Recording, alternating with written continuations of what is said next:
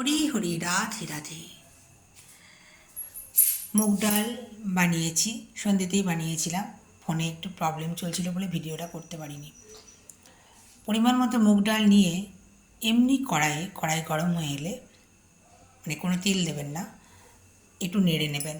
তারপরে ঠান্ডা হলে, মানে মুগ ডালগুলো ঠান্ডা হলে একটু জলে ধুয়ে নেবেন।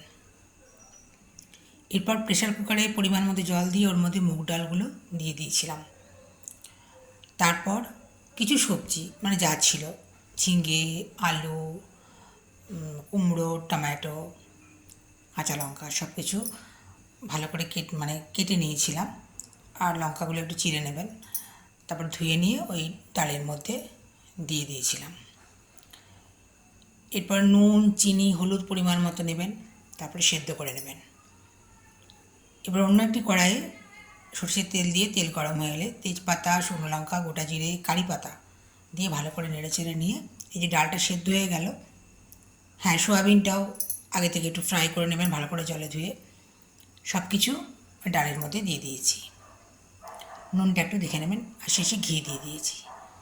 কোথায় বৃন্দাবন হরি, কোথায় বৃন্দাবন, মনেতে বৃন্দাবন হরি, মনেতে বৃন্দাবন। রাধা মাধবের আশীর্বাদে নিজের মনে লেখা, নিজের মনে সুর এক করে গাইলাম।